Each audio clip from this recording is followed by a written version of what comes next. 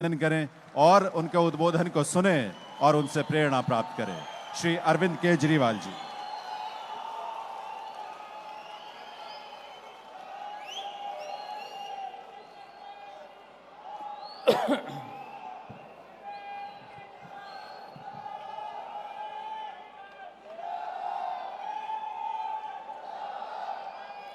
जय भीम, जय भीम, जय भीम।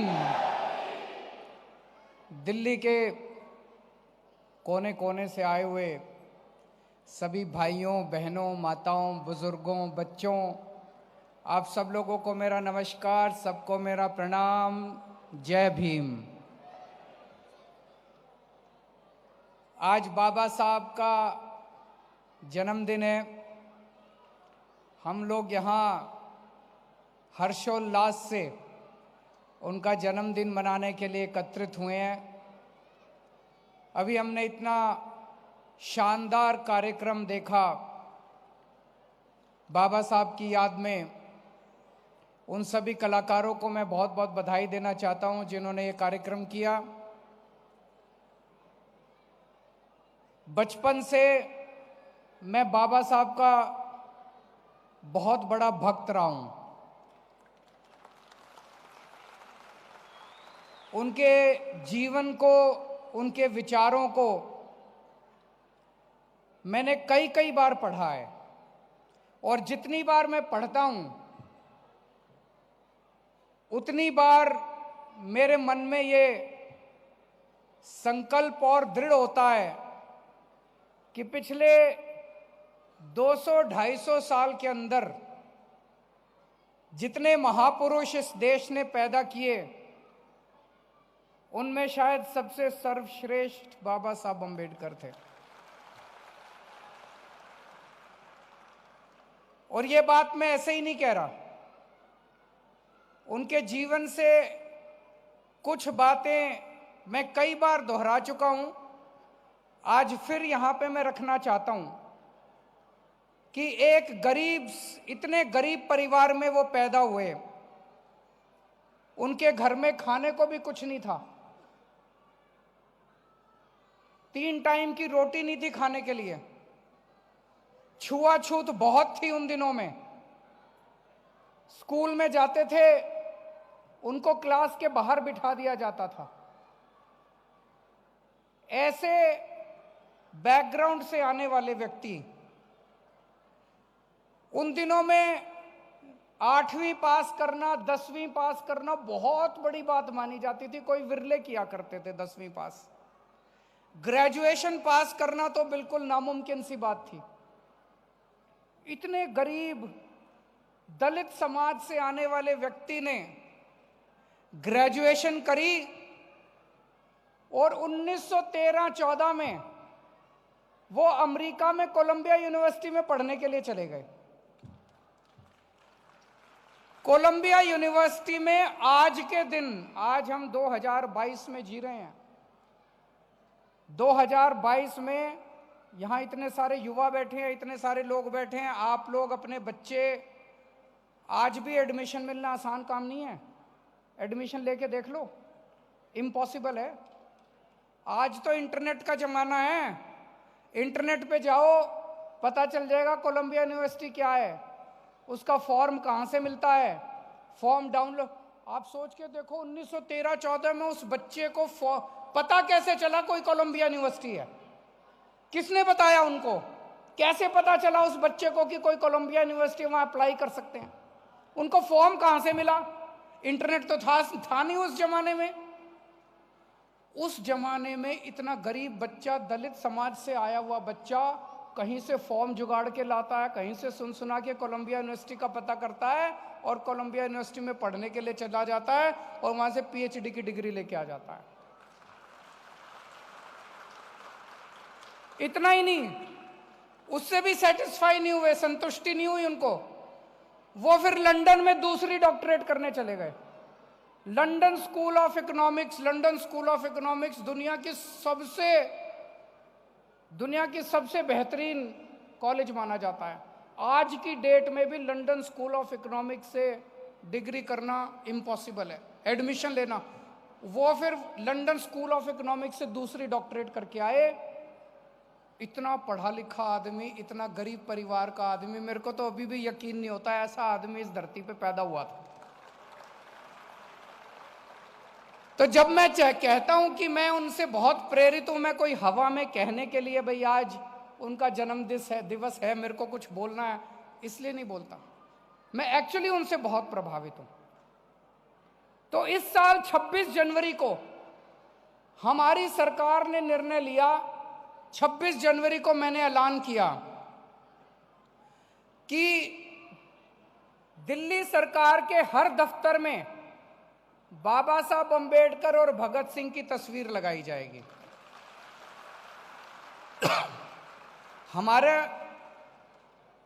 हम दूसरे सभी स्वतंत्रता सेनानियों की इज्जत करते हैं, किसी का भी डिसरेस्पेक्ट नहीं है, लेकिन इन दो से हम ज्यादा प्रभावित हैं।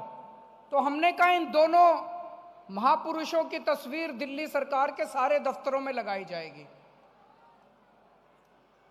जब मैंने ऐलान किया था, मैंने तो अच्छे मन से ऐलान किया था, क्योंकि मैं इन दोनों की पूजा करता हूं, इन दोनों को बहुत मानता हूं।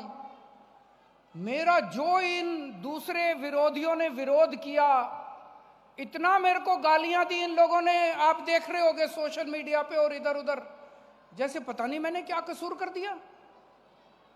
केजरीवाल इनकी तस्वीर क्यों लगा रहा है, केजरीवाल इनकी तस्वीर क्यों लगा रहा है, इसकी क्यों नहीं लगा रहा, उसकी क्यों नहीं लगा रहा। मैंने कहा जिसको तुम मानते हो तुम लगा लो, जिसको मैं मानता हूं मैं लगा लूंगा। इतना विरोध, इतना विरोध, इतना विरोध। मेरे को एक बार तो लगा यार मैंने कोई कसूर तो नहीं कर दिया बाबा साहब की तस्वीर लगा के। नहीं, देखा आप लोगों ने कितना विरोध कर रहे हैं दूसरी पार्टी वाले मेरा, केजरीवाल ने बाबा साहब की तस्वीर क्यों लगाई। अब मैंने कसम खाई है, इनके विरोध से मेरे को और प्रेरणा मिली है, मेरे को और ऊर्जा मिली है। ये जितना मेरा विरोध कर रहे हैं, मैंने कसम खाई है बाबा साहब का जीवन और बाबा साहब का संदेश इस देश के घर घर में पहुंचाऊंगा मैं।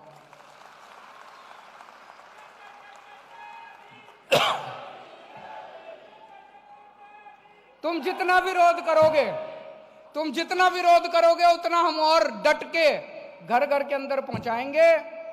अभी बाबा साहब का हमने नाटक किया था, देखा आप लोगों ने नाटक? किस किस ने देखा जरा हाथ खड़े करो। सारे देख के आए हैं, कैसा लगा? शानदार, शानदार था कि नहीं था?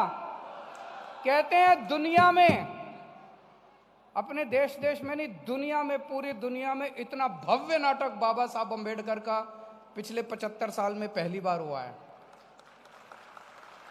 मैं फक्र के साथ सीना चौड़ा करके कहता हूं कि तुम विरोध करो, हम बाबा साहब के और नाटक दिखाएंगे। पूरे दिल्ली के अंदर सारे सरकारी स्कूलों में हमने बाबा साहब की पढ़ाई कंपलसरी कर दी। बच्चों को पढ़ा रहे हैं बाबा साहब के जीवन के बारे में, खूब पढ़ा रहे हैं। बाबा साहब खुद तो खूब पढ़े, और इतना पढ़ने के बाद उन्होंने अपने जीवन में यह अनुभव किया कि जब तक कोई भी बच्चे को अच्छी पढ़ाई नहीं मिलेगी तब तक उसकी जिंदगी नहीं बन सकती, तब तक उसका उत्थान नहीं हो सकता, उस बच्चे का भी, परिवार का भी और देश का भी। देश भी तभी आगे बढ़ेगा जब गरीबों के और अमीरों के बच्चों को एक जैसी और अच्छी शिक्षा मिलेगी। परिवारों का भी तभी भला होगा जब उस परिवार के बच्चे अच्छी शिक्षा पाएंगे। तो बाबा साहब का सपना था, बाबा साहब का सपना था कि हर बच्चे को इस देश में, चाहे वो गरीब का बच्चा हो, अमीर का बच्चा हो, सबको अच्छी शिक्षा मिलनी चाहिए। और हमारे नेताओं ने क्या करा? हमारे नेताओं ने आजादी के बाद दो किस्म की शिक्षा प्रणाली चालू कर दी इस देश में। एक शिक्षा प्रणाली गरीबों के लिए और एक पैसे वालों के लिए।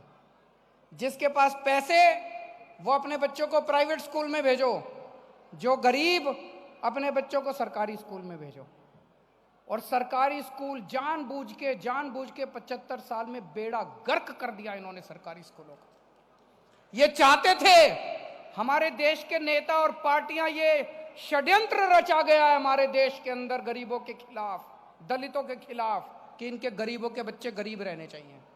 इनके साथ बैठो, कहते हैं कि ये गरीबों के हाथ में पैसा आ गया, इनका सिर चढ़ जाएगा। ऐसी बातें करते नहीं करते ये अमीर पैसे वाले।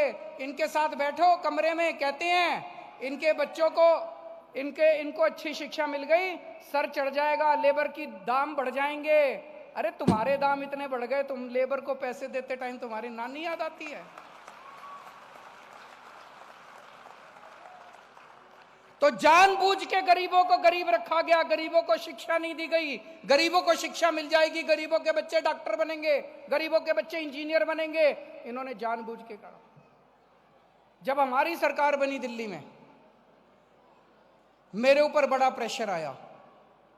हमारे दोस्तों ने, हमारे जान पहचान वालों ने कहा ऐसा करो जी, हम चाहते थे कि गरीबों को और अमीरों को एक जैसी शिक्षा मिले।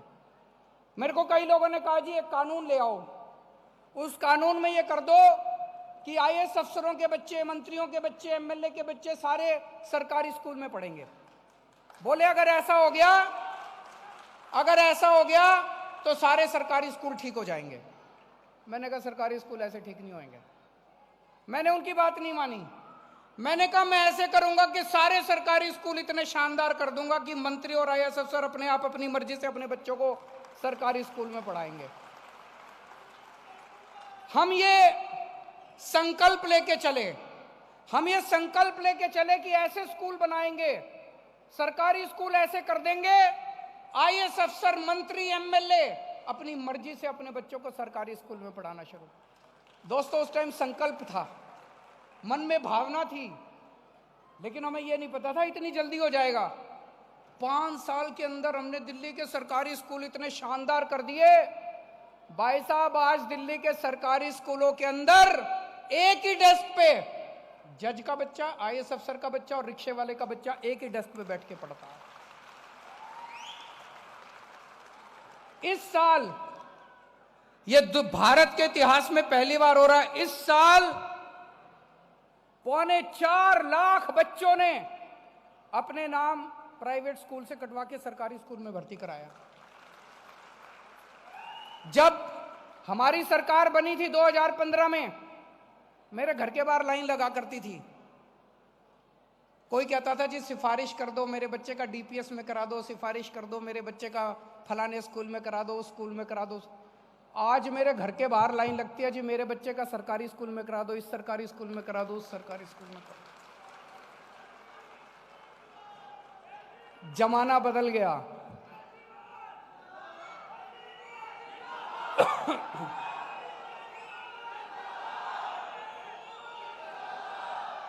दोस्तों दुनिया में सबसे शक्तिशाली आदमी कौन है? अमेरिका का राष्ट्रपति। अमेरिका का राष्ट्रपति सबसे शक्तिशाली है कि नहीं है? 2 साल पहले अमेरिका का राष्ट्रपति इंडिया आया। डोनाल्ड ट्रंप उस टाइम राष्ट्रपति थे। ट्रंप साहब इंडिया आए, दिल्ली आए, अपने परिवार के साथ, उनकी धर्मपत्नी, उनकी बेटी। तो ट्रंप साहब तो मोदी जी से मीटिंग कर रहे थे, उनकी धर्मपत्नी दिल्ली का सरकारी स्कूल देखने आ गई। फिर मैंने पता किया, वो जो ट्रंप साहब का स्टाफ था, मैंने उनसे पूछा, हमने पूछा भाई ये इतने पूरे ट्रंप साहब तो पूरी दुनिया में घूमते हैं, मैंने कहा ये मैडम मेलेनिया ट्रंप ये और भी किसी देश में किसी और स्कूल देखने गई हैं आज तक? बोले जी कहीं नहीं गई, दिल्ली का सरकारी स्कूल देखने आई है। कमाल की बात है कि नहीं है? ये हम लोगों के लिए, दिल्ली के 2 करोड़ लोगों के लिए गर्व की बात है कि अमेरिका के राष्ट्रपति की बीवी पूरी दुनिया में केवल दिल्ली का सरकारी स्कूल देखने आई है।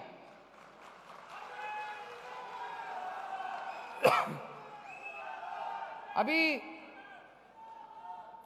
थोड़े दिन पहले आपने पढ़ा होगा, तमिलनाडु के मुख्यमंत्री स्टैलिन साहब, वो दिल्ली के सरकारी स्कूल देखने के लिए आए। सोमवार को 18 तारीख को पंजाब के नए मुख्यमंत्री भगवंत मान जी, वो अपना सारे अफसरों को लेके दिखाने ला रहे हैं दिल्ली के सरकारी स्कूल की, देखो ऐसे स्कूल हैं, हमें भी ऐसे ही बनाने हैं। तो बाबा साहब का सपना था कि हर बच्चे को अच्छी शिक्षा मिलनी चाहिए। 70 साल में इन्होंने षड्यंत्र करके गरीबों के बच्चों को अनपढ़ रखने का षड्यंत्र रचा गया। मैंने कसम खाई है, मैं कई जगह बोल चुका कि बाबा साहब का सपना मैं पूरा करूंगा। इस देश के हर बच्चे को अच्छी से अच्छी शिक्षा दिला के रहेंगे। आज अभी आपने देखा, हमने स्टेज पे कुछ बच्चों का सम्मान किया। ये क्या था? हमने एक योजना लागू की है, बड़ी शानदार योजना है। उसका नाम है जय भीम मुख्यमंत्री प्रतिभा विकास योजना। ये योजना क्या है? मैं 12वीं करने के बाद मैंने IIT में पढ़ाई करी। 1985 में मेरा एडमिशन हुआ था। मेरे को याद है IIT में एडमिशन, इंजीनियरिंग में एडमिशन लेना इतना मुश्किल होता था, इतना मुश्किल होता था, आज भी है। मैंने 2-2 कोचिंग करी थी, 2-2 कोचिंग इंस्टीट्यूट से मैंने कोचिंग करी थी। लेकिन ऊपर वाले की किस्मत है कि मैं ऐसे परिवार में जन्मा जहां मेरे माता पिता के पास साधन थे, वो मेरे को 2-2 कोचिंग करा पाए। इस देश में बहुत गरीब बच्चे हैं, दलितों के बच्चे हैं, जो इंटेलिजेंट तो बहुत हैं, माँ बाप के पास पैसे नहीं हैं। वो 12वीं करते हैं, उनका सपना है, वो भी चाहते हैं, उनके भी ख्वाहिशें हैं कि इंजीनियर बने, डॉक्टर बने, वकील बने। पर बिना कोचिंग के जमाना इतना कॉम्पिटिटिव हो गया, इतना कॉम्पिटिटिव हो गया कि इंटेलिजेंट बच्चे भी नहीं पास हो पाते। एक एक कोचिंग के 2.5 लाख, 3-3 लाख, 4-4 लाख रुपए लगते हैं कि कोचिंग के। तो हमने तय किया कि गरीबों के, दलितों के बच्चों को कोचिंग सरकार देगी। मैंने कहा जाके एडमिशन ले लो कोचिंग इंस्टीट्यूट में, एडमिशन की पर्ची दिखा दो और तुम्हारा सारा खर्चा हम देंगे।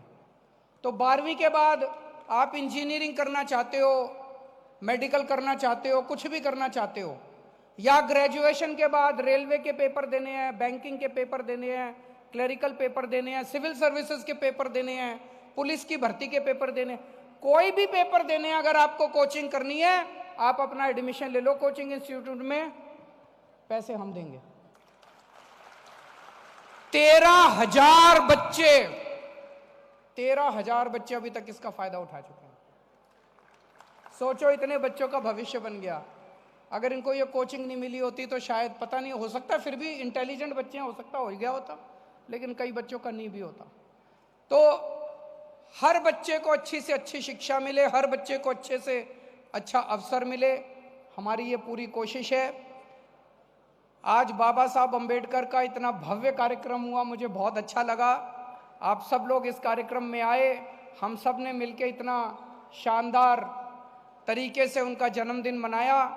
अब हम सब लोगों को प्रण ये लेना है कि बाबा साहब का जो सपना था कि इस देश के हर बच्चे को अच्छी शिक्षा मिले, हमें वो सपना भी पूरा करना है और बाबा साहब का संदेश, उनके जीवन के बारे में एक एक घर के अंदर पहुंचाना है। जय भीम।